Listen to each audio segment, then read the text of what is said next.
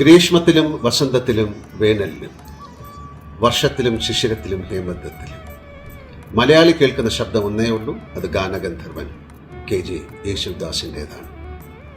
നമ്മുടെ എല്ലാം പ്രിയപ്പെട്ട ദാസേട്ടൻ്റെ. നമ്മളൊക്കെ ജനിച്ച് വളർന്നത് മുതൽ കേട്ട് പാടിയ ശബ്ദം. ആ നാദബ്രഹ്മത്തിന് എന്നും യുവത്വമാണ്.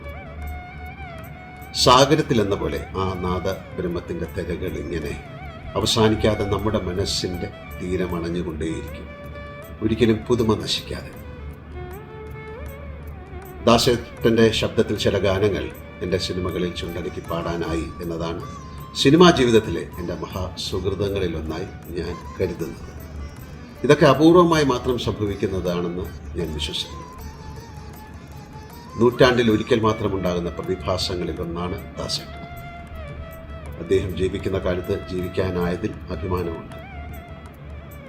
അദ്ദേഹത്തിൻ്റെ ഒരു പാട്ടെങ്കിലും ഒരു ദിവസം മൂളാത്ത മലയാളി ഉണ്ടാവില്ല. ജനുവരി 10 അദ്ദേഹത്തിൻ്റെ 84ാം ജന്മദിനം. 1000 പൂർണ്ണചന്ദ്രന്മാരെ കണ്ട് ശതാഭിഷിക്തനാകുന്ന ദിവസം.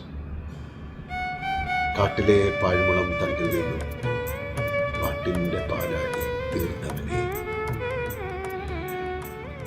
ഈ സുദിനത്തിൽ അദ്ദേഹത്തിന് ആയുരാരോഗ്യ സൗഖ്യവും ദീർഘായുസ്സും ആശംസിക്കുന്നു.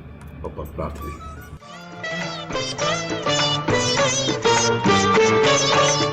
ആറു ഋതുക്കളും ഒന്നിച്ചു വിടരും നിൻ അധരപുടത്തിലെ മന്ദഹാസം. ആത്മാവിൽ ഞാനത് വാരിയണിയുമ്പോൾ ആഹ്ലാദമെനിക്കെന്തൊരാഹ്ലാദം. ഋതുഭേദങ്ങളില്ലാത്ത ഈ ഗായകന്റെ, എനിക്ക് ഗുരുതുല്യനായ ദാസേട്ടൻ്റെ പാതാരബിന്ദങ്ങളിൽ എൻ്റെ നമസ്കാരം.